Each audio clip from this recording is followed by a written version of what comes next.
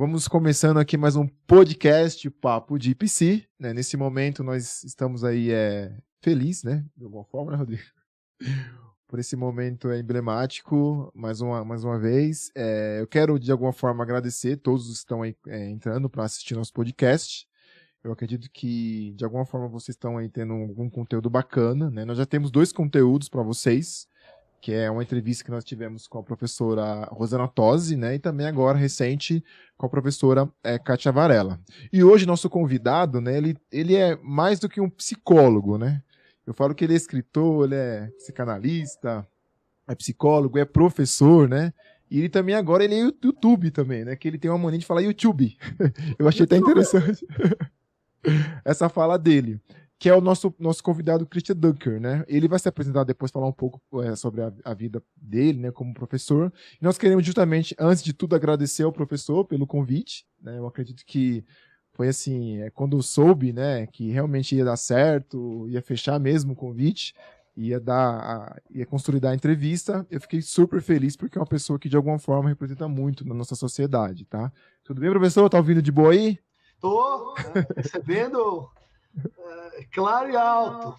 Tá bom, professor. Professor, antes de tudo, eu quero começar com uma pergunta padrão que nós estamos aí fazendo para alguns professores, né? Como o senhor é professor, eu quero saber do senhor se hoje, o senhor sendo um professor, o senhor reprovaria o senhor mesmo no ensino médio, fundamental ou na graduação. Como que você se vê hoje, se você fosse seu próprio aluno, você se reprovaria? Não, aquele aluno ali, eu acho que ele não passaria naquela disciplina. Precisa melhorar um pouco. Olha, é a pergunta inusitada, né? Eu começaria dizendo assim que eu fui um aluno de mediano para fraco, né? Eu repeti de ano no primeiro colegial, antigo, hoje chamado primeiro ano do ensino médio, né?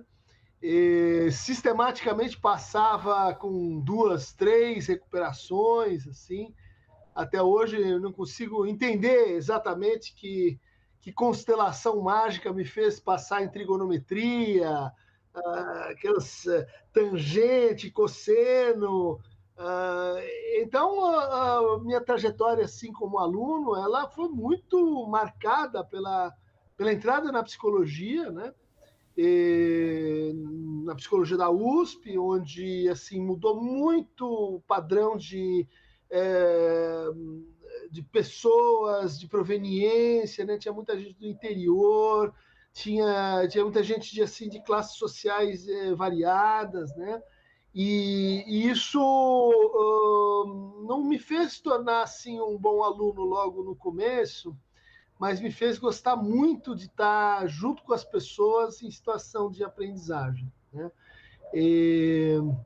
Fazer trabalho junto, pensar junto, viajar junto, estudar, né? Inclusive coisas assim meio paralelas, meio fora do currículo junto. Isso foi uma coisa que remudou muito minha relação como aprendente, né? Eu acho que acabou encobrindo um pouco um certo, como é que eu diria assim, um certo tom ou disposição minha para a briga, para o fight, para a pancada. Que certamente hoje, se eu fosse me olhar como professor de mim mesmo, eu ia falar, pô, esse cara é legal, mas ele dá umas entortadas, assim, né? E potencialmente perigoso, dizer. Mas acho que estou bem reconciliado, assim, acho que eu me daria uma boa nota, né? Pelo menos um aluno esforçado, tenta fazer as coisas assim, direito e em dia, né? Entendi. Professor, e onde entrou na sua vida a psicologia de uma maneira bem forte, assim? Teve um momento da sua vida que a psicologia falou mais alto que outras disciplinas, que outros cursos na sua vida? Tipo assim, a psicologia, ela marcou a minha vida em X época. E dali em diante eu não me vejo mais sem esse pensamento, sem esse conteúdo, né, que eu tenho até hoje. Onde você acha que teve esse momento ou não teve esse momento? Teve esse momento, eu diria assim que eu entrei muito desavisado, como em geral a gente entra na psicologia, querendo meio que me conhecer, Eu tinha eu gostava de estudar teoria das religiões, assim, coisas místicas, espirituais, né? E quando entrei na psicologia, assim, não tinha muito espaço para isso, né? Não, na verdade tinha, mas não assim nos currículos e tal. A grande mudança, eu acho que isso, quando eu vejo assim que está acontecendo, em menor escala, ou pelo menos em um grupo, eu vejo ali um potencial muito promissor, né? A grande diferença é que, para mim, a psicologia, os tempos de faculdade, de graduação, eles são tempos que eu lembro com muito carinho e tempos de muita transformação, porque eles formaram uma espécie assim de estilo de vida, né?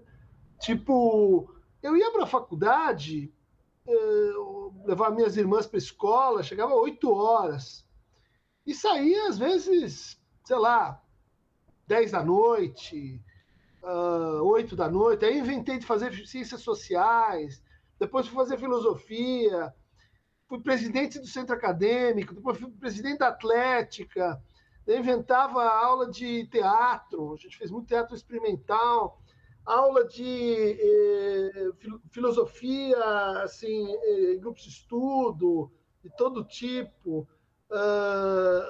Ou seja, a psicologia ela foi se entranhando, né, como uma mistura de política, de amizades, de amores, de viagens, de festas, muita festa, muita balada, assim. Vinha de um colégio muito conservador, né? Para mim aquilo foi, sabe, sexo, drogas e rock and roll. Isso existe mesmo? Ah, meu Deus! Professor, boa noite. Boa noite para o pessoal de casa também. Professor, dentro disso, o que você vê que mudou assim, na psicologia de quando você estudou para hoje na área acadêmica? Teve algum avanço? O que teve de melhorias? Olha, eu diria assim, né? Eu estudei na USP e hoje dou aula lá. Então dá para comparar mais ou menos como é que era uma situação de ser aluno, né? Mas eu dei aula em muitos lugares assim, Mogi das Cruzes, Santana, Zona Sul. Eu dei aula em muitas faculdades, em muitos cursos, né? Eu costumo brincar que não tem boteco psicológico que eu não entrei, né? Agora, enfim, cresceu muito, mas tempos atrás eu conhecia Guarulhos, Figuinha, UNG, Campinas, tudo, porque não tinha tantas faculdades também, né? E a diferença que eu vejo é a seguinte, assim, né? Essa ideia de que a faculdade pode formar um estilo de vida caiu muito, né? Os alunos são cada vez mais ocupados, né? E cada vez mais orientados assim para fazer as tarefas, para muito medo de nota, uma coisa que puta, não existia, né? Você vai tirar 10 ou 8, eu queria tomar pau, mas realmente não era importante. Hoje, na USP, se tornou, por mudanças até bem-vindas, né? De que se você tem mais uma média ponderada maior, você pode escolher disciplinas em outros cursos, então realmente tem uma vantagem em jogo, né? Isso gera muito assim uma orientação para a tarefa, né? E no pessoal de outras faculdades, que também hoje menos contato, mas eu aqui e ali acompanho, né? Tem vamos dizer assim, um certo, eu diria, declínio da experimentação, da farra, né? Meus alunos de periferia, eu tinha o maior orgulho deles, eram os heróis. A molecada pegava ônibus tipo assim, chegava em casa às 3 da manhã, levantava para o trampo às 8, passava o dia, chegava para ter aula comigo às 7 meio dormindo e jogava um duro. E, puta, quero aula, essa coisa aí que eu não gostei, você me fala de novo. eram assim muito valentes, né? E eu vejo que hoje a situação mudou um pouco, né? Até porque talvez seja mais difícil a sobrevivência, né? Nesse cotidiano mais violento, mais bruto, né? Então a diferença principal, para resumir, dos dois lados, um silenciamento da sala de aula. Esse silenciamento, professor, ele vai de encontro. Eu tive acesso aos alguns vídeos seus que falavam sobre o neoliberalismo, né? E até que ponto realmente o neoliberalismo ele está prejudicando ou não, né? Como que é a percepção do senhor? A atividade do universitário, né? Porque querendo ou não ele estuda, né? Ele trabalha e não é um trabalho de 6 horas, né? Às vezes até privilégio quando é de 6 horas. Por exemplo, eu não. Na verdade, eu concordo contigo. Virou um trabalho, né? Virou uma coisa que você olha como se fosse uma competição, uma seleção, que você está sempre se julgando, mas não devia ser e não precisaria ser, né? Então, assim, eu acho que isso que está falando é um efeito do neoliberalismo, tanto lá dos professores, que pressionam um pouco nessa direção, quanto lá dos alunos, né, que estão numa relação assim, meio custo-benefício, muitas vezes, e tal, e que leva a essa, eu diria assim, eu dou aula de começo de clínica, né? Então, primeira vez que a pessoa recebe um paciente e tal, e eu vejo assim que o medo de errar, ele ficou uma coisa muito forte. Mesmo a gente dizendo, olha, bicho, aqui é a hora de você falar bobagem, de você inventar, de você falar umas asneiras. Depois vem o jogo sério. Aqui nós estamos protegidos. Eu não vou. E seus amigos também não vão te massacrar, mas não adianta muito. Né? A mentalidade é de bastante receio, assim, né? De se expor, de arriscar, de brincar. Esse medo de errar que você falou, né? A psicanálise, ela trabalha muitas vezes também com a questão do medo, né? A questão do aluno, onde está realmente, onde a psicanálise consegue atingir o medo do aluno de maneira social, não individual, porque você trabalha com a questão clínica, né? Então, como que você consegue dar uma unificação dos alunos de uma maneira mais social, não individual? Qual que é o medo do aluno, né? Qual que é o medo realmente latente do aluno que ele não consegue enxergar que aquele medo está, de alguma forma, dando a dinâmica na vida dele para baixo? Sim. Existe claro um medo social? que você tem situações muito diferentes dessa, né? Mas como você falou, tentando fazer uma apreensão de conjunto, né? Muito receio de ser mal visto, né? De ser julgado pelos colegas, às vezes, né? Por falar uma coisa improcedente. Tem um clima, eu diria assim, que emergiu um pouco das redes sociais, sabe? De você forçar um pouco a exposição e, ao mesmo tempo, ter muito medo, né, do que pode ser assim, uma reação coletiva, né, de, pô, tá falando uma coisa muito errada, ou isso não tem nada a ver, né? Eu diria que é uma sensação de que os alunos estão muito intimidados, né? Eu acho que a Covid não ajudou, Bolsonaro não ajudou, mas esse processo ele já vinha, assim, né? Do ponto de vista psicanalítico, eu diria assim, é muito inibição e pouco sintoma, né? Muito assim, um pé atrás, né? Eu sou chefe da pós-graduação agora, né? E já foi esse chefe de departamento. E no meu tempo, né? Quando eu fazia graduação, era muito comum você cruzar com o aluno, tomar um café, o cara te fala, reclama, ou vem na sua sala e diz, pô, esse professor está enchendo o saco, o outro fez o negócio errado, né? Isso é normal, conversa. Né? Hoje, quando muito, eu recebo uma carta, um memorando, uma coisa, muitas vezes nem assinada, nem os alunos TX. O medo de colocar o nome. Anônimo. Anônimo, né? muito impessoal. Né? Acho que o medo de mostrar-se, né?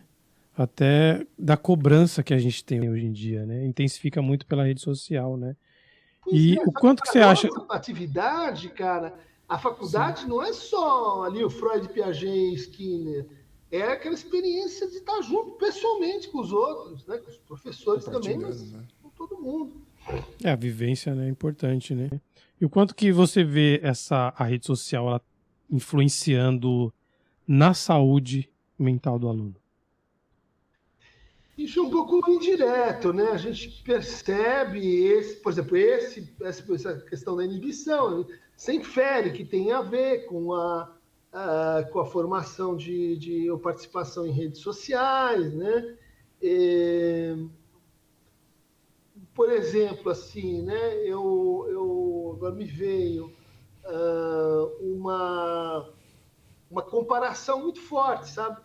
E, ao mesmo tempo, que precisa ser abafada. Então, eu dei lá uma disciplina de Lacan, e daí corrigi as provas e, meio idiota, né? Fiz como fizeram comigo. Quem tirou 10, quem tirou 9, quem tirou... E fui assim, comecei a entregar as notas. Tomei um cartão amarelo na hora. Como assim, professor? Você vai expor as pessoas que esse tirou 5, o outro tirou 8?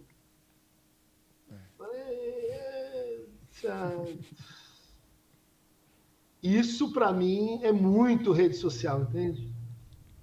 É muito alguém que se formou no cálculo ali de comparação muito forte com o outro, e um outro impessoal, pode ser qualquer um, massa que está na rede, né?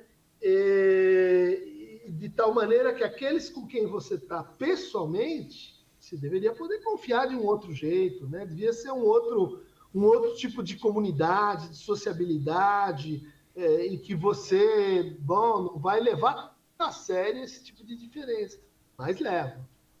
Professor, como que você acha que, para o senhor, a psicanálise enxerga esse movimento? Senhor é no céu, olha lá. Senhor, Senhor, rogai por nós. Vou fazer o YouTube aqui, os caras me chamam Senhor, pô. Como que você vê? Tio Cris, pô. Como que o senhor consegue enxergar a questão da psicanálise nesse movimento da rede social? Porque nós temos hoje, de um lado, né, a rede social que expõe a opinião das pessoas ali, elas conseguem compartilhar o que elas estão pensando no momento, mas tem aquela questão do fake news, que é um movimento, né, que muitas vezes também está ligado a essa negação da pessoa, a acreditar em certos movimentos que às vezes para ela, no singular, é mais aceito. Como que a psicanálise consegue responder esses dois lados, da rede social como uma forma de expressão do sujeito e também do fake news, que está ali junto, que a pessoa fica, poxa, mas será que é verdade? Na verdade, eu posso colocar diversos segmentos. Será né? que tem uma pessoa que cria a fake news? Não, vou criar uma mentirinha aqui. Tirando a questão política, né? Que isso aí com certeza, mas assim, tão de proposital, né? Tem que são, no fundo, são os criadores de meme, eu acredito, né? Que, vamos dizer, o cara começa bem intencionado, tem a inteligência para pegar uma imagem, jogar uma frase, dali a pouco ele precisa de uma coisa maior, que dê mais pegada. Daí ele arrisca, faz um clickbait, daí ele fala um negócio de uma pessoa que ninguém gosta, dali a pouco ele tá criando de grátis, né?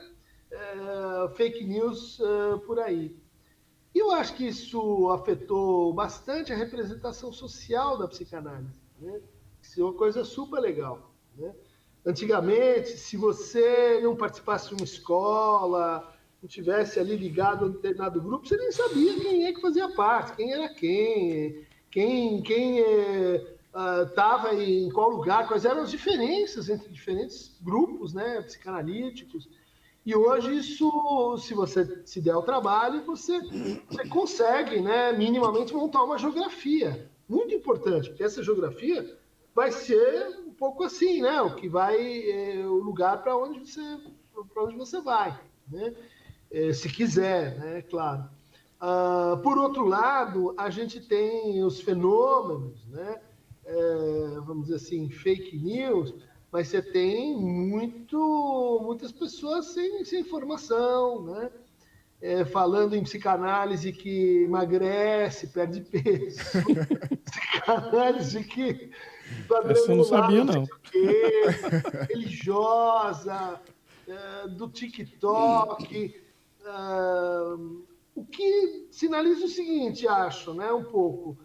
De certa forma, a psicanálise foi reconhecida, né, popularmente mais reconhecida, ganhou mais visibilidade, inclusive comparativamente com outras orientações teóricas e clínicas dentro da psicologia, mas, ao mesmo tempo, ela não está acostumada a se portar num ambiente de massa, se portar num espaço público, né, no limite. Então, aí você tem todo um processo de pensar, né, processos políticos envolvidos nessa abertura para a fala, para o debate teórico, para a divulgação de ideias, né, para a criação, quanta gente criando, né, aí tirinhas do Freud, roupa de não sei o quê, isso é legal, vem junto.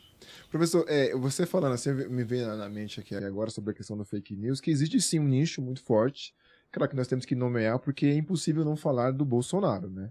É impossível você não falar do atual governo sem você falar do governo anterior.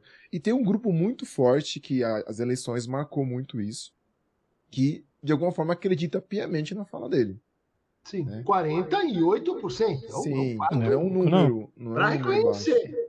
Como que o senhor enxerga assim no meio, na questão da psicanálise? Porque eu entendo que a sociedade, de uma forma geral, também até para os universitários, eles utilizam a psicanálise mais para uma clínica, né? É mais voltado para a clínica. Eles não conseguem abrir um pouco a psicanálise nesse âmbito social. E como que a psicanálise consegue enxergar esse movimento social que é muito abrangente, né? É uma negação que as pessoas querem viver, fugir da própria realidade. O que acontece com as pessoas que ela não consegue ver o real de uma maneira mais concreta e às vezes fica mais no simbolismo, nessa negação que existe realmente alguém que está por detrás. Eu vi vídeos bizarros que o Lula subiu no poder porque o Bolsonaro deixou ele subir no poder. Não é o Lula, você não previu essa ainda? É um sósia. Foram os infiltrados que fizeram a bagunça no dia 8, os Yanomamis, eles vieram da Venezuela, eles não estão passando fome. Você tem correções ali delirantes muito, muito curiosas, né? Mas vamos pensar o Brasil, acho que essa é uma tarefa para a psicanálise, sim, no sentido de que, no Brasil, a psicanálise é muito mais do que uma prática clínica.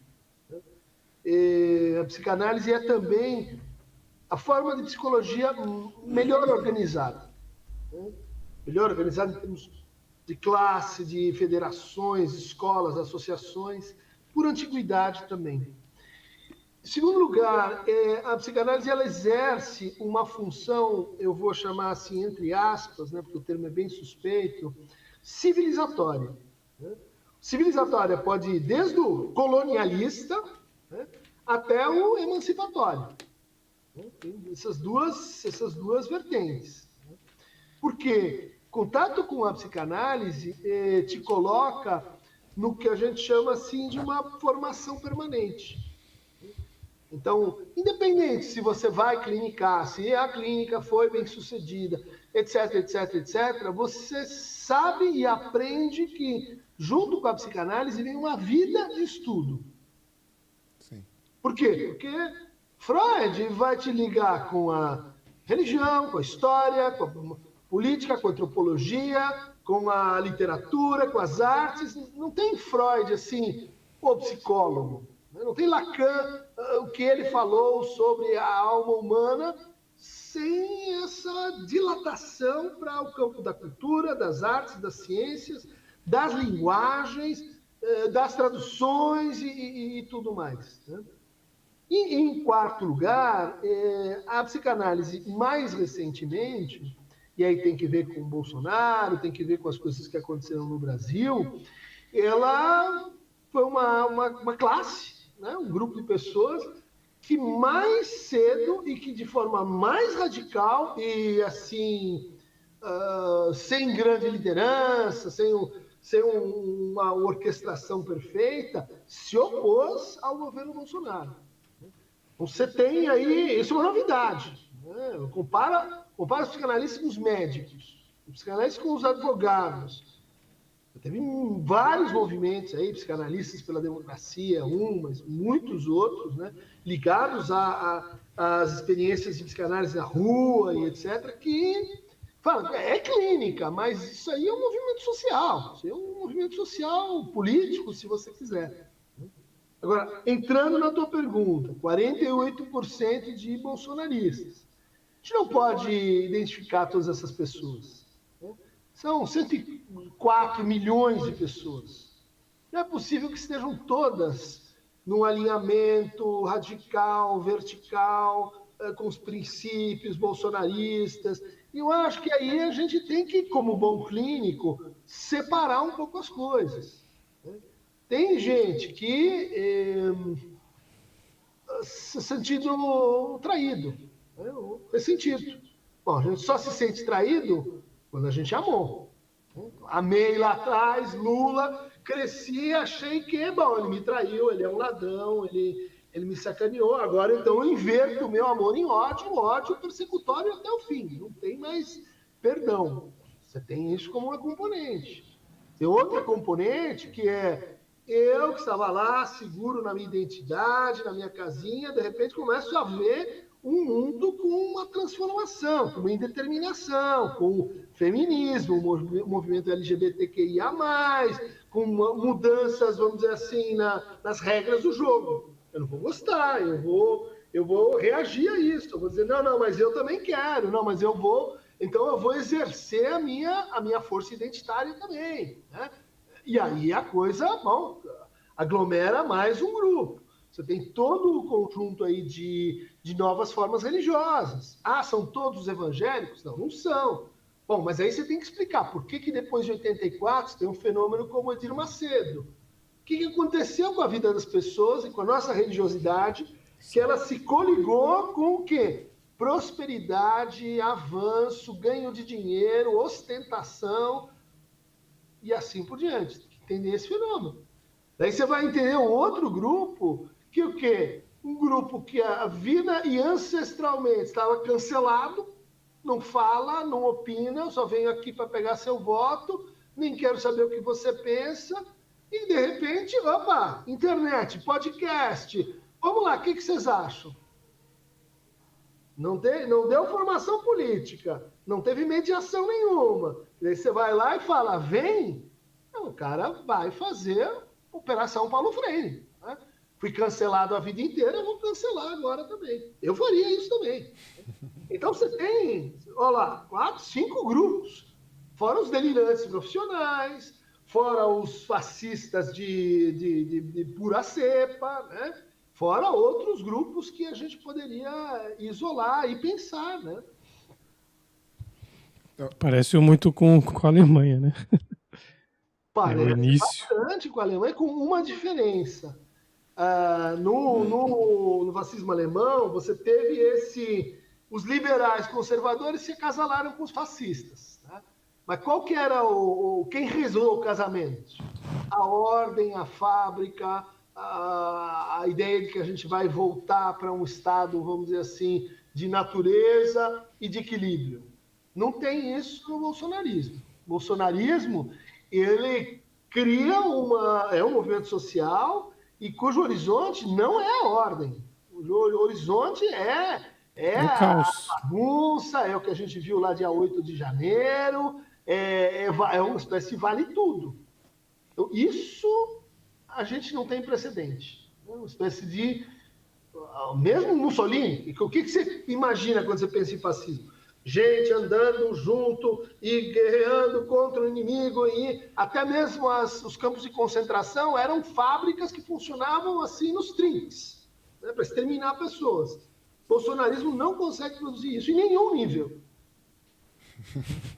Ô, professor, mas parece que, como o senhor bem colocou, esses fenômenos, né, que é mais de um, ele acontece e está de alguma forma aí, consolidando no Brasil, e eu vejo que no sujeito que faz, né, que produz isso, tanto na internet, que foi lá em Brasília, fez aquilo, parece que estava tipo, um pouco escondido essa raiva, né? Parece que ali eles conseguiram projetar a raiva de tudo, né? Não só da política, mas uma raiva de um Brasil. Eu acho que não é tipo assim, somente do Lula que entrou, eu acho que é a raiva de um Brasil que eles entendem na sua história que não conseguiu atingir o que ele precisava. Não sei se você consegue entender dessa forma, mas eu acho que é uma projetada e ao mesmo tempo o coletivo, né? O coletivo também dá essa força, o encorajamento. No grupo você consegue criar uma identidade, mas quando separa o grupo, você consegue ter mais um pouquinho de consciência.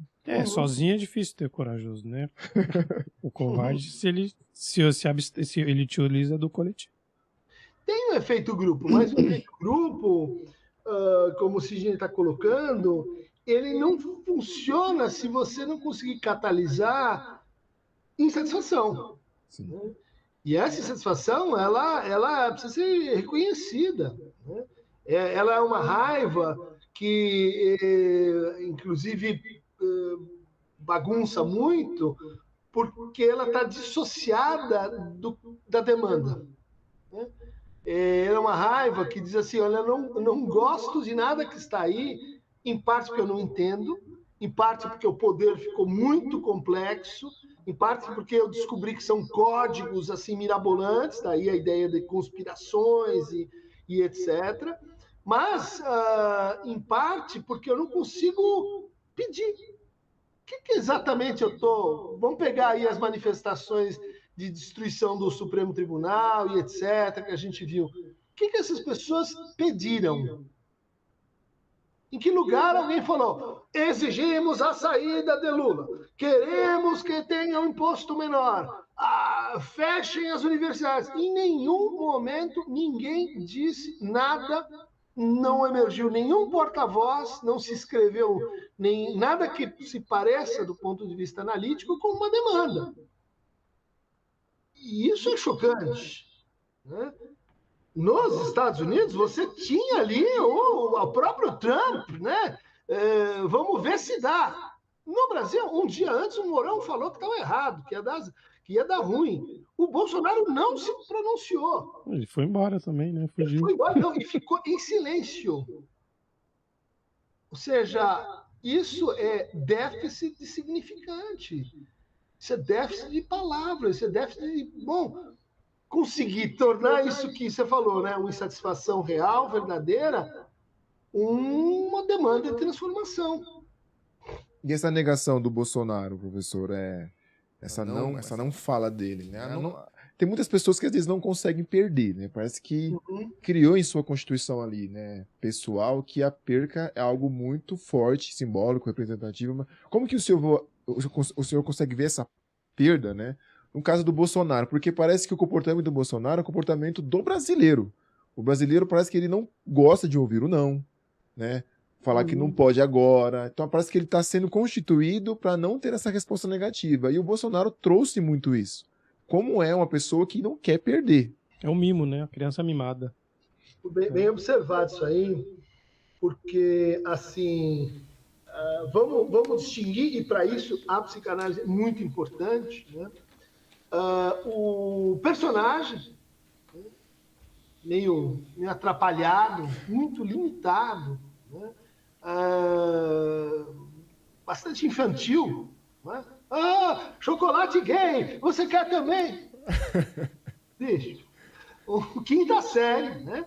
Vamos distinguir isso com os seus truques maravilhosos também, com a sua família, não sei o quê, do que a gente chama de discurso. Bolsonarismo, ele é um discurso fascista. Isso significa que ele não conseguiu perpetrar o fascismo dentro das instituições. Ele não conseguiu executar aquilo que esse discurso está reverberando. Isso é muito difícil da gente entender, porque, em regra, a gente fala, ou é fascismo e o cara está mandando desse jeito, ou não é fascismo. Isso tudo o quê? Não tem sentido, é mero espuma, isso é só discurso. Na psicanálise não existe só discurso. O discurso parelha a realidade, o discurso cria os estados de mundo, como você estava falando. Então, no Brasil, um paralelo. Nunca vi um nome mais bem dado. É na paralela. Né? É na paralela. E uma paralela não se encontra com a outra paralela nunca, a não ser assim no infinito. Então, o discurso bolsonarista, ele consegue produzir coesão social, ele consegue produzir articulação entre as pessoas a partir de uma orientação de ódio contra outras, né? Ele vai produzindo inimigos, o discurso bolsonarista ele filia, ele cria estados de afeto muito importantes, né? Especialmente quando você pensa no trançamento com religião, mas tem uma característica discursiva que é não tem voltar atrás, não tem derrota. Entende? Sim. Por motivos assim, nesse discurso não tem desculpa, eu errei. Nesse discurso não pode haver retrocesso, é só para frente. Então, a hora que ele perdeu, ele viu que ele ia perder, a atitude de não falar é absolutamente coerente com tudo que aconteceu até então.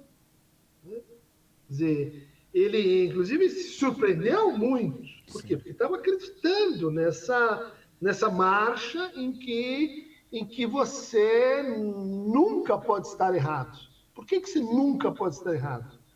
Porque a possibilidade de voltar atrás, de se desculpar, de corrigir-se, é inerentemente ligada à dúvida. Opa, se eu voltei atrás é porque eu fui, mas me corrigi. Dúvida. E a dúvida é a semente da crítica.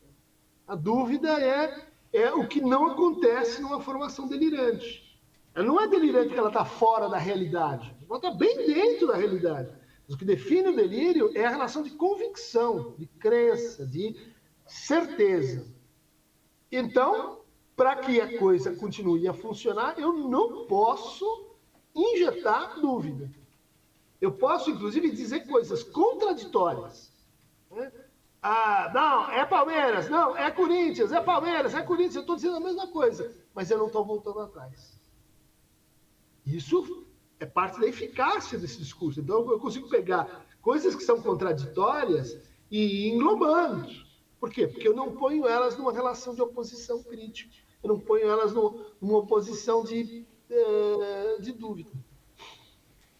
Vai indo numa linha, né? Para quê? Vai indo numa linha que Bom, agora vou fazer uma analogia forçada, né? Até o fim, Hitler estava dizendo: nós vamos perder a guerra porque o povo alemão não me merece. E vamos se matar todo mundo porque não tem volta. Não dá para ter volta. Existe esse movimento que é muito forte. Eu, particularmente, me surpreendi quando eu vi a eleição, né, agora do ano passado. Eu fiquei muito surpreso. E eu estou vendo, né, que esse movimento da próxima eleição já está posto.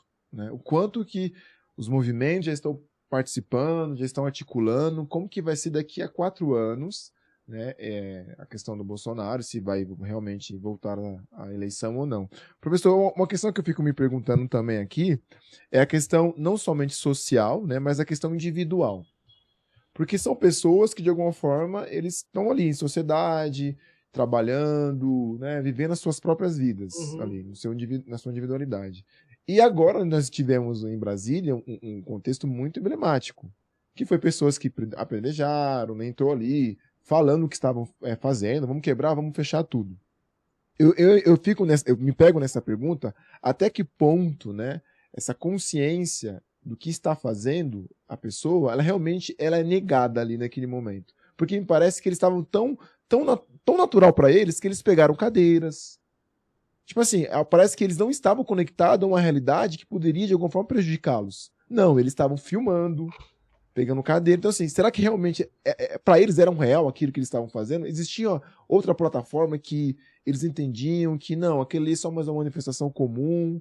Porque me parece que houve algo bem mais além, né? Porque não é possível uma pessoa com uma consciência do que está fazendo traria tantas provas para si mesma.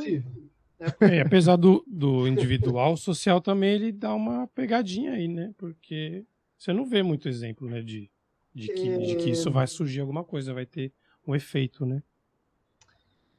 é que eu diria assim, uma característica de discursos em geral, e discursos, vamos dizer assim, com um aspecto delirante envolvido, é que eles não são maneiras de, assim, só se comunicar, né?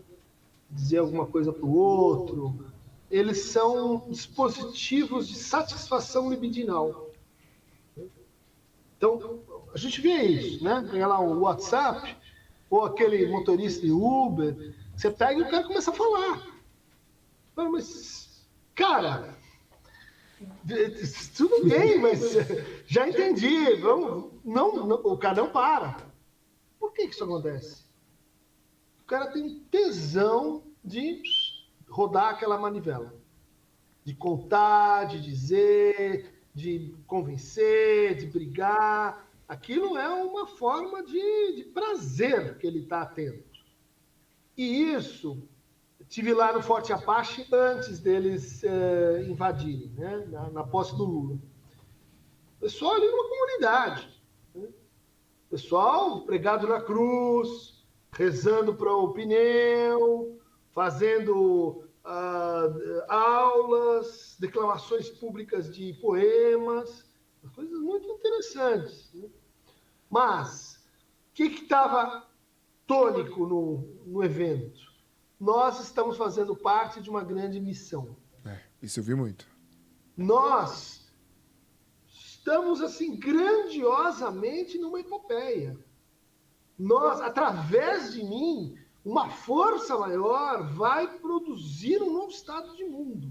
Isso chama o quê, professor? Me nomeia isso daí. Então, mas se eu perguntar para você, ô Sidney, o que você prefere? Aquela vida no banco, pegando busão, lendo os negócios que não sei se eu entendo, e o mês que vem tem mais conta para pagar. É uma vida real pra caramba, mas chata. Chata, sim.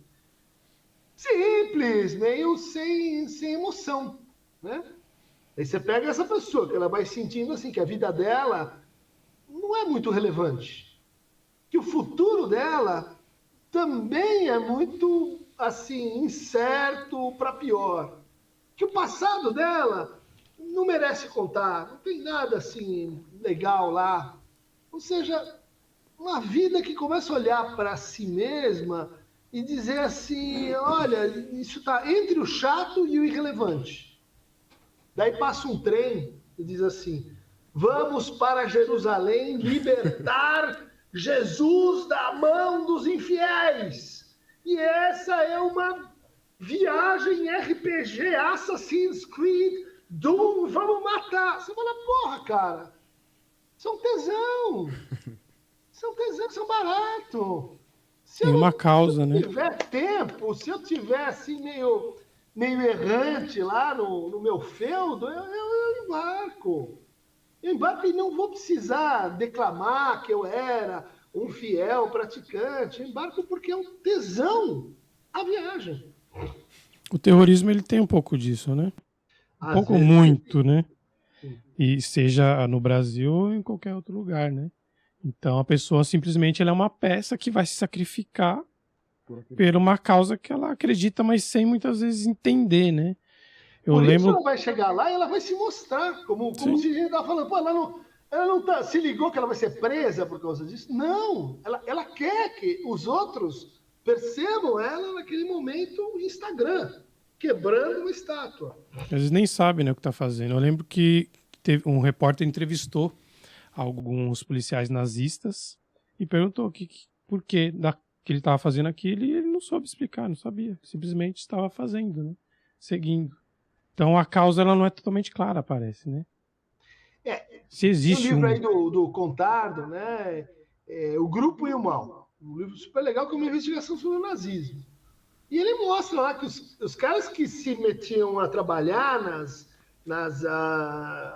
nos campos de concentração, eles não eram vilões, eles não eram sádicos que gostavam de ferrar a vida dos outros. Eles eram bons funcionários. Eles eram funcionários, vamos dizer assim, que acreditavam no chefe e que faziam da sua carreira dentro das instituições a sua vida, né? Bolsonarismo não é assim. Bolsonarismo é uma versão que a gente precisa ainda entender desse negócio, que é assim, eu vou me meter numa aventura, mas eu sou o gestor da minha aventura, eu sou empreendedor do meu golpe, né? Da minha ascensão, da minha participação nessa superaventura.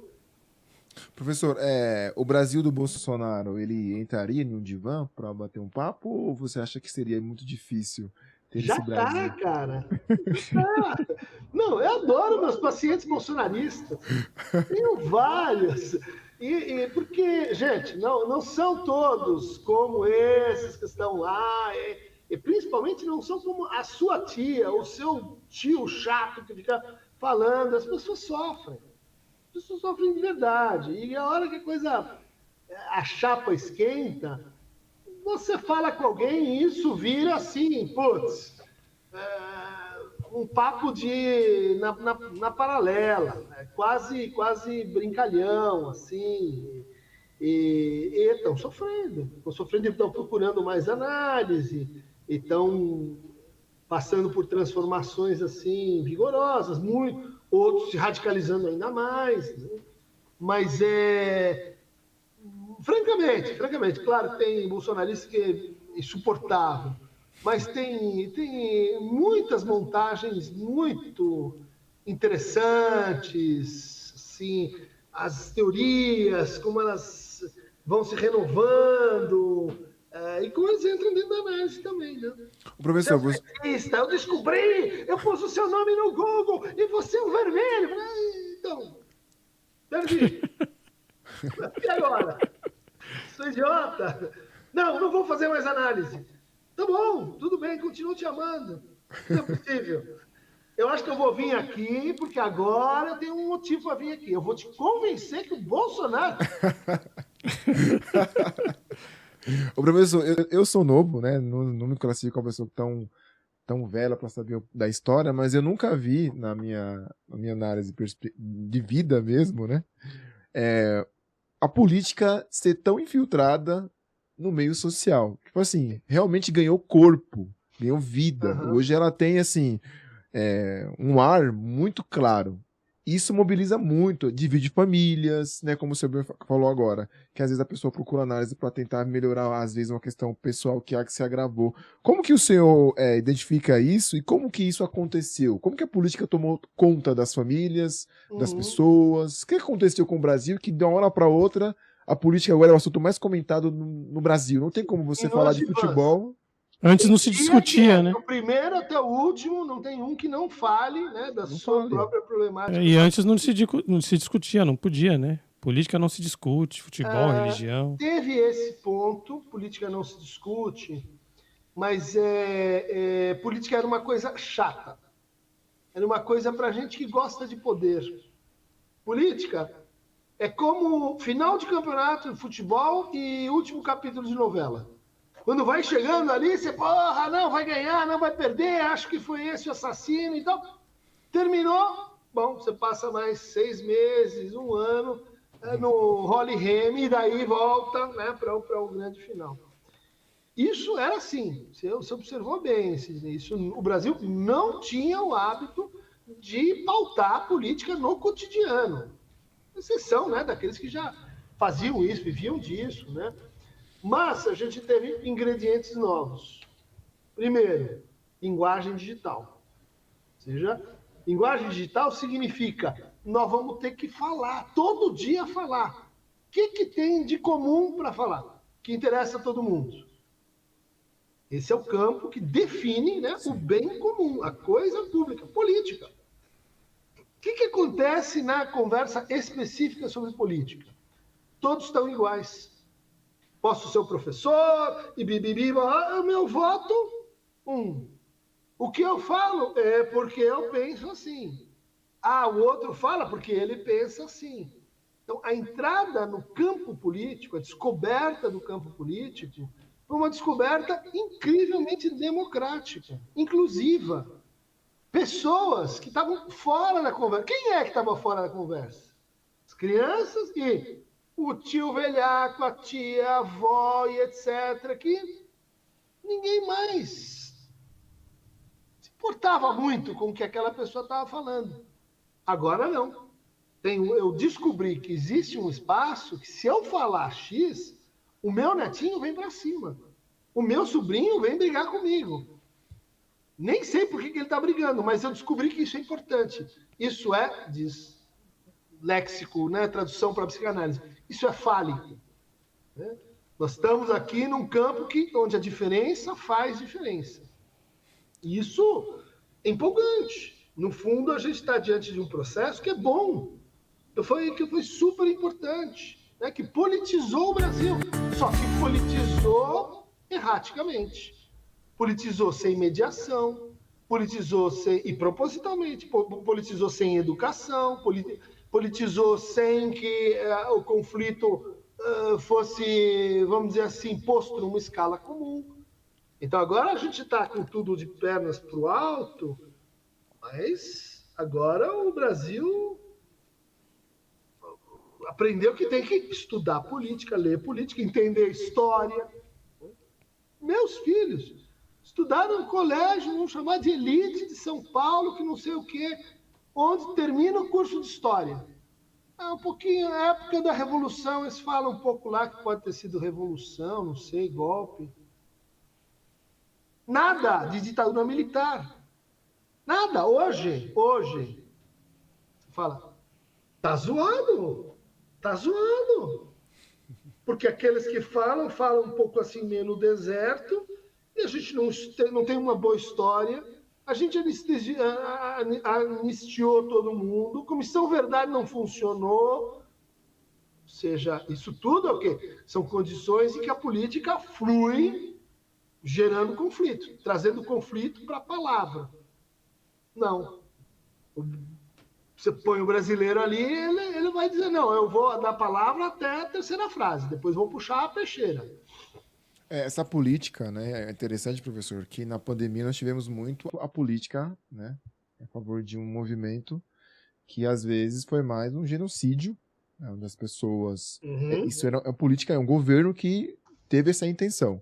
Eu queria saber do senhor, como que o senhor viu a pandemia, tanto na política, mas também como psicólogo realmente ali, clinicando.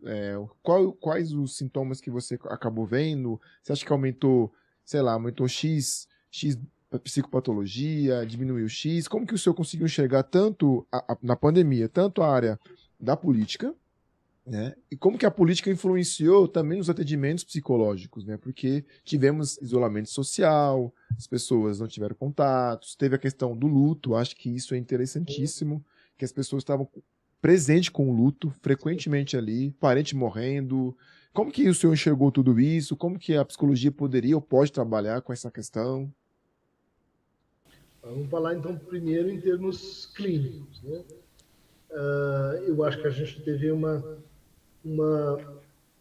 incidência traumática em forma de nuvem. Ou seja, ela pegou pessoas diferentes de maneiras muito diferentes, agravando as condições prévias, preliminares, de sofrimento. Então, em regra, o depressivo ficou mais depressivo, o panicado com mais pânico, o obsessivo mais obsessivo, o delirante mais delirante, com as exceções. E pessoas que, diante desse cenário, receberam uma espécie assim de colchão de proteção. Muito difícil ficar numa sala com os meus amigos, eu não consigo ficar sentado, opa, estou em casa e desligo a câmera. Melhorei. Não preciso tomar banho e vestir essa maldição que acontece comigo todo dia, que eu luto com os meus pensamentos depressivos. Me arrasto com café e fico no computador. Melhorei.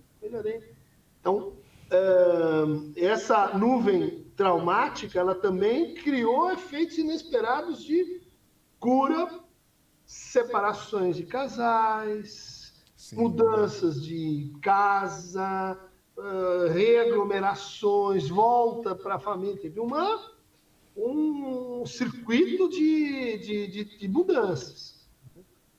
Daí a gente tem as pessoas que perderam outras pessoas. Você tem as pessoas que cuidaram de outras pessoas que se foram, ou ainda estão cuidando. Que para o Freud era uma das condições mais psiquicamente patológicas que podia acontecer.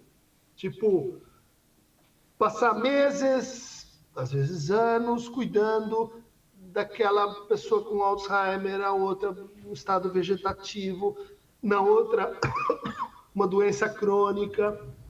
Isso é terrível para a subjetividade do cuidador.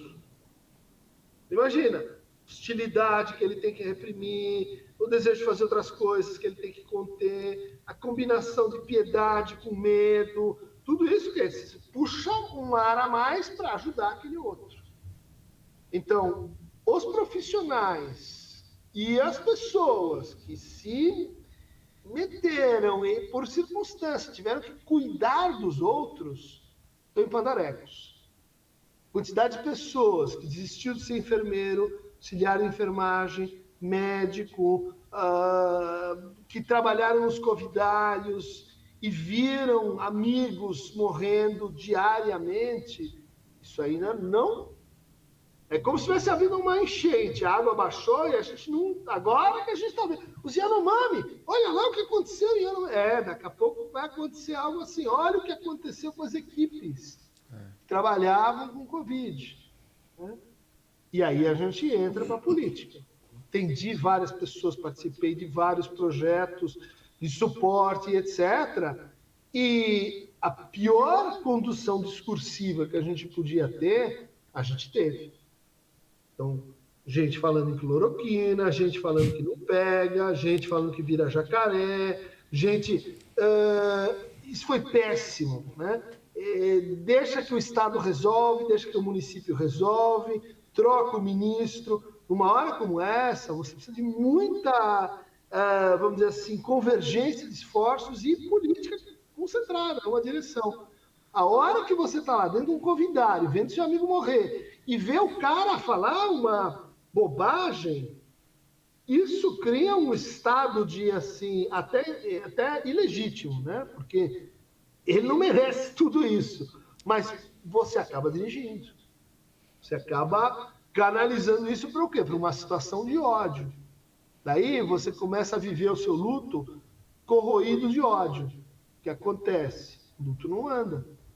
Professor, mas e a psicanálise? Como que a psicanálise consegue dinamizar ou trabalhar a questão do luto em si? Porque é um assunto que é pouco conhecido, né? Assim, a questão do luto em si. Como que a psicanálise ela trata o luto? Como que é o manejo para uma pessoa que está enlutada ali no dia a dia, na sessão? Porque estamos lidando com pessoas que aqui estão nos ouvindo, que são psicólogas, mas muitas também, às vezes, não têm nem acesso à psicologia, às vezes já foi atendido por alguém. Como que a psicanálise trabalha o luto em si? Tanto teórico quanto prático? Existe algo é algo tão simples assim? É algo mais difícil? São pacientes que, de alguma forma, exige mais do terapeuta? Acho que como esse luto também que travou, né? Que você falou, que ficou parado ali. Então, eu escrevi um livro sobre luto. Vai sair agora em março. Lutos finitos e lutos infinitos. O luto é curioso porque ele segue uma certa regularidade. Então, as fases descritas pela Elizabeth Kübler-Ross, que é uma psicanalista, né?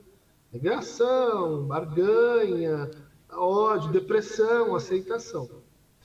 Mas, então você pode dizer que o trabalho do psicanalista é acompanhar o sujeito nessas mudanças de atitude com relação à finitude e à morte. Mas um retrato mais fiel, mais rigoroso, seria mais ou menos assim. É como se o luto fosse a confecção, a tecelagem de uma colcha, de uma roupa. E você tem, então, várias coisas que que você tem que fazer. Costurar, né? Pôr a gola, cortar, pôr o botão, várias coisas que elas não têm uma ordem certa para você fazer. Ou seja, essa ideia de primeiro vem isso, depois vem aquilo, é mais ou menos. É melhor imaginar uma coisa que é assim, puxa, andei pra caramba no meu luto. Daí vem um dia que volta tudo, eu tô no chão de novo. Zero, começo, acho aquilo infernal, porque aquilo não vai passar nunca. No outro dia, passou. E a gente tem, para fazer uma síntese, né? Três ou quatro movimentos psíquicos que são, no fundo, movimentos que você vai fazer em toda e qualquer análise. Só que no luto, eles se tornam compulsórios. Eles se tornam, vamos dizer assim, urgentes. Eles se tornam uma demanda para agora. Primeiro movimento é um movimento que o Freud chama assim de aceitar psiquicamente que a perda aconteceu. É o que a gente estava falando do Bolsonaro. Não tem perda, a gente vai em frente, isso não aconteceu. Ou seja, aceitar significa exatamente o quê? Que a pessoa foi fazer uma viagem para voltar, virou uma estrela. Como que a gente aceita algo que, por horizonte, é impossível psiquicamente de aceitar?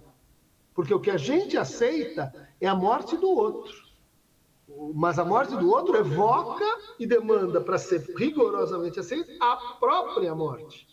Então, fazer o luto do outro é sempre fazer em parte um pedaço do seu próprio luto. Ou seja, quem vai vestir essa mortalha? É ele, mas é você também, que está servindo, tecendo e junto experimentando.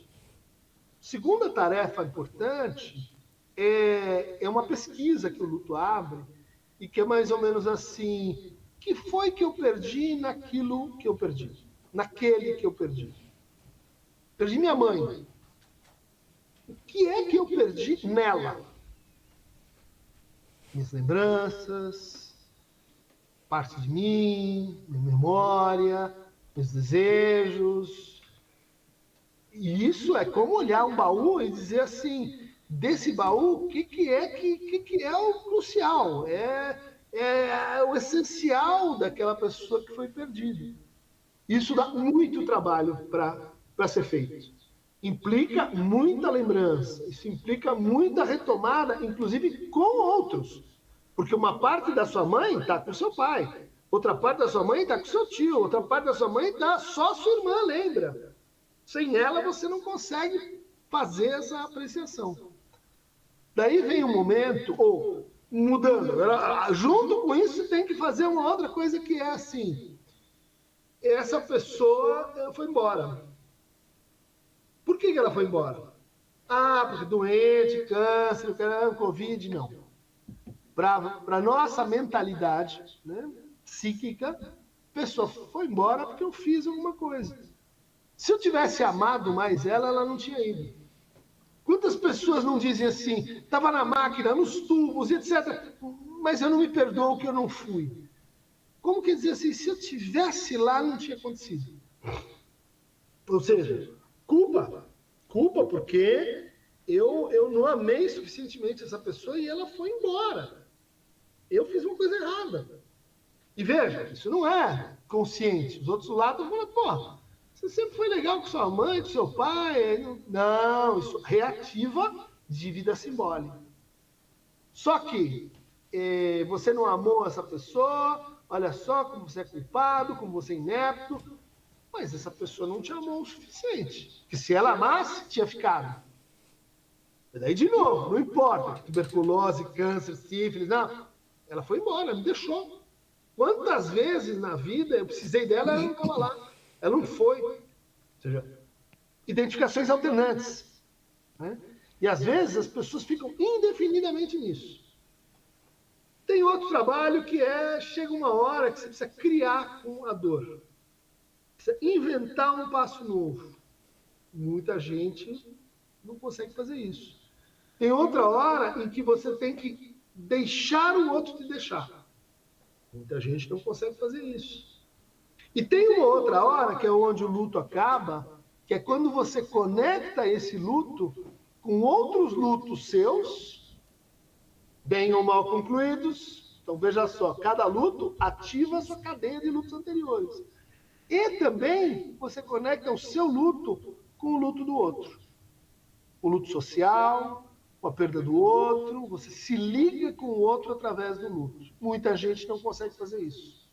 Acha que a perda é só dela, só ela perdeu essa pessoa era tão importante, era a propriedade última dela. Bom, síntese. Eu lembro de um professor que nós tivemos na graduação, o professor Paulo. Ele disse que para uma criança um dos pets mais interessantes de você dar a ela é o peixe, né? Porque ele vai morrer rápido e a criança vai elaborar da maneira dela o luto, né? E isso, acredito que de alguma forma possa ser usada no futuro, né? E mudando um pouquinho a perspectiva, mas ainda dentro da questão da psicanálise, de fazer terapia, todo aluno de psicologia deveria fazer ou deve fazer psicoterapia? Olha, eu acho que essa pergunta tem que vir acompanhada por: todo aluno de psicologia deve ou pode clinicar? Bom. Tem muita gente que faz o curso de psicologia para se instruir, como a gente estava falando, para entrar em contato com o universo cultural, para se entender um pouco, para melhorar sua posição no trabalho, no emprego. Ou seja, nesse sentido, seria um pouco contraproducente você criar uma obrigação que pode atravessar a questão própria do sujeito. Uma análise só vai mesmo bem quando aquela pessoa ela está inquieta com o seu sofrimento. Ela quer transformar a sua vida, ela quer que aquele sintoma vá embora. E muitas vezes, quando o professor fala tem que fazer terapia, ela se apresenta como funcionária do professor. Eu vou fazer terapia. Aí chega lá, não rola. E às vezes isso mata ou prejudica o que o Freud dizia que era assim, o desejo da gente de melhorar. Muito ruim. Que daí você foi e falou, aquilo lá não serve para nada, não deu muito certo e tal. Seu desejo de não engatou. Então é muito importante que você entre no seu tempo, procure a terapia no seu tempo, né? E leve a sério. Agora, a pessoa quer se meter a escutar os outros, quer viver do acompanhamento, do sofrimento do outro, quer tornar isso parte da sua existência permanente. Realmente, nesse caso, se não fizer algum tipo de trajeto de escuta, de análise, de terapia, vai dar ruim. Vai dar ruim para o paciente e a gente vê que vai dar muito ruim para a própria pessoa. Por quê? Porque a terapia dos outros ela pode ser um processo de cura para você. Muitos terapeutas falam isso.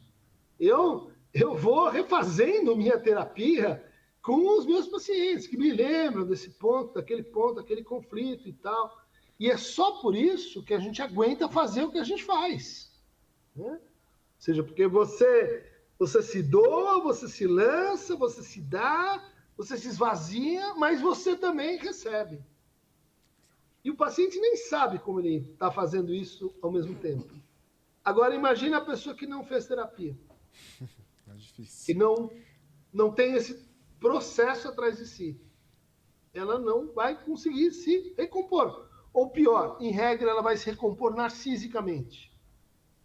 Diga que eu sou um bom terapeuta, fale que eu sou ótimo, veja como eu acertei mais uma vez, e bobageiras que só atrapalham, né? Eu acho que a experiência, pelo menos de fazer terapia, seria interessante para todos, né? Pelo menos em algum momento da vida você tirar para isso, né? Olha lá, como você falou, em algum momento da vida. É aquele momento. Perfeito. Exatamente. E já caminhando mais ou menos para o final, professor, queria perguntar o seguinte: o que você hoje, o que o Christian de hoje falaria, o Christian lá atrás que estava começando o curso de psicologia, e também o que você hoje diria para quem gostaria de começar o curso de psicologia e também os que estão aí no comecinho, primeiro semestre, segundo? Uau! Profundo, hein? Porra.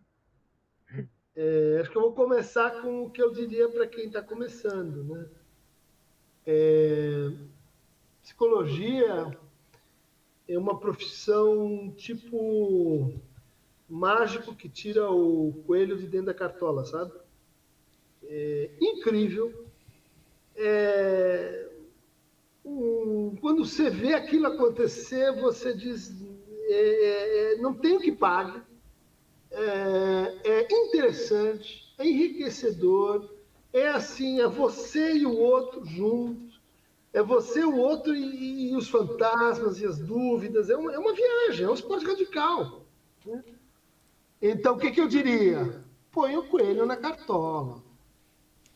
Quer fazer psicologia, mas tô aqui passeando. Aí, professor, o que vai cair na prova?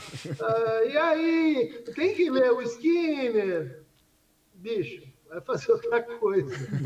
Porque isso aqui, bicho, é um puta negócio, esporte radical, skate, parapente, não sei como chamar. Você vai ficar brincando de carochinha, jogando pedrinha. Não é isso, cara. Não é isso. Tem uma chance ali, mas tem que se colocar. Tem que se colocar, corpo, alma, espírito, tem que entrar na coisa, né? Ou seja, se ver nos transtornos, aula de psicopatologia, brigar com seus amigos na aula de dinâmica de grupo, discutir se quem tem razão é o Rogers ou Skinner, e jamais achar que psicologia são aquelas 4 aulas que você tem ali diário. É muito mais. Falei, e cada vez mais, claro, é uma forma de vida. Tem que entrar na sua vida. Então, isso significa, quem quer fazer, valer, né? Valendo. Estudar, livro, cinema, teatro, pancadão, dança, o que você quiser, mas psicologia está ali. Discutir na mesa no bar, mas é você lendo pessoas, lendo você mesmo, acompanhando seus sonhos, fazer para valer. E eu acho que isso é uma das coisas mais essenciais que a psicanálise traz para a psicologia. Dizia lá o Lacan, a essência da coisa é o desejo de analista.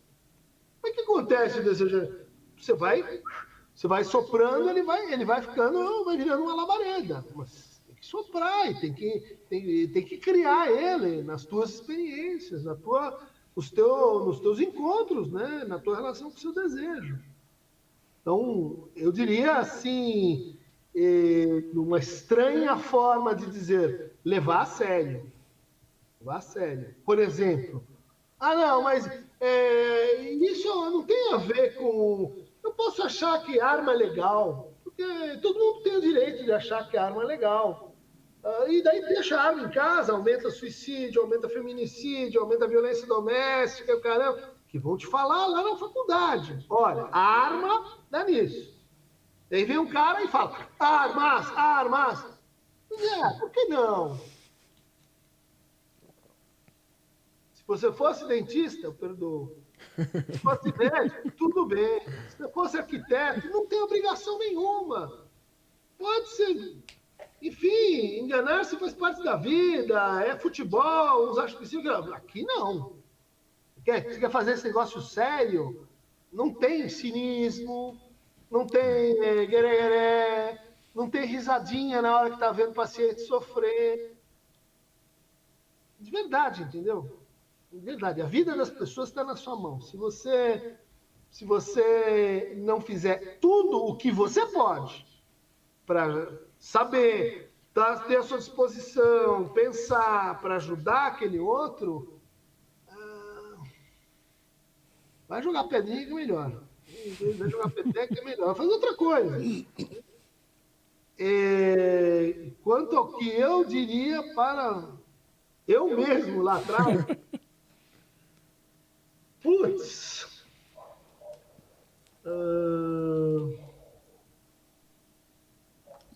olha, eu acho que eu fiz muitas besteiras, mas todas elas valeram tanto a pena, sabe? Foram tão preciosas, caras, de você coisar. Mas eu acho que assim, eu perdi muito tempo com brigas imaginárias. Esse é o melhor, aquele é o pior, não, isso, aquilo. Eu sempre fui de briga, mas eu já aprendi que só entro se eu for me divertir. Só entro se for assim o negócio, que vale a pena e etc. Né? Porque, de fato, eu perdi muito tempo sem saber escolher, por exemplo, parar e pensar quem é o seu verdadeiro inimigo. Todo mundo vai ter, mas você já escolheu, escolhe direito. Escolhe o inimigo que vai te fazer alguém melhor, que vai ter uma boa briga. Não o primeiro pichulé que passa na sua frente, você fica ficando ali à toa, né? Eu acho que eu diria isso aí.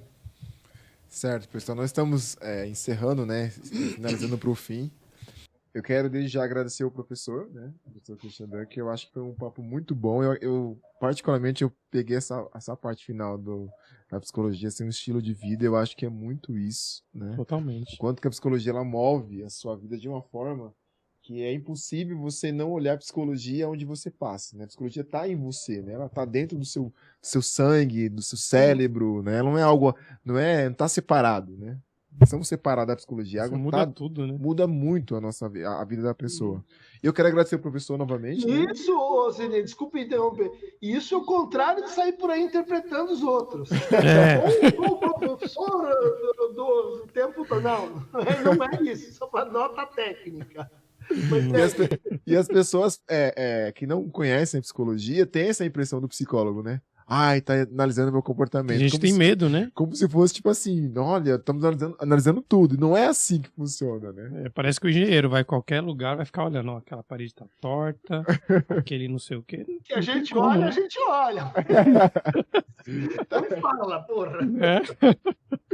Mas eu quero agradecer o professor. Eu acho que foi muito rico o papo que nós tivemos com ele. Eu quero também agradecer o pessoal que está aí participando, que vão assistir também. E dizer, professor, quando a gente anunciou, o pessoal também ficou, né, muito ansioso para curtir, né, para acompanhar. O quão conhecido o senhor é, ao vivo? Eu não sabia que era ao vivo. É ao vivo. Sim, ao vivo. É ao vivo e ficará gravado. Quase! Então, novamente, queremos agradecer a todos que participaram, professor, tá? Assim, para mim foi um papo muito bom, muito gostoso mesmo, porque para quem é da área da psicologia, falar e ouvir psicologia parece dar mais empolgação, né? Você fica mais entendido no assunto, tá? Então, queremos agradecer ao pessoal, dá um likezinho pra gente aí, segue a página, compartilha o vídeo. Hoje foi um pouquinho mais curto, né? Mas valeu a pena. E em breve estaremos em outras plataformas aí, estamos trabalhando, né? Aguardem que logo menos poderão curtir de outras maneiras, tá? E muito obrigado, professor, aí pela grande contribuição com a gente, com o pessoal de casa. Espero ter tirado várias dúvidas de quem está assistindo a gente também, né? Das nossas tirou bastante. Professor, quando vai sair seu livro mesmo sobre luto? Março. Pela Paidós, né? Estamos trabalhando para sair em março. Mas eu adorei aqui o papo de psi, adorei o cenário, as perguntas. Vocês estão de parabéns, viu? Longa vida aí ao podcast. E acho que tá tudo em cima, viu? Parabéns. Obrigado. Obrigado. Quem professor. sabe numa próxima a gente faz presencial, né? Fica mais. Pode ser. Calor humano. É podcast e vídeo também, não? É. Sim. Aham. O vídeo vai para o YouTube e o podcast vai para o Spotify. Isso. Tá legal. Obrigado, Bom, professor. obrigado. galera. Até mais, Falou, professor. tchau. Abraço. Tchau. Oi. Tô aqui.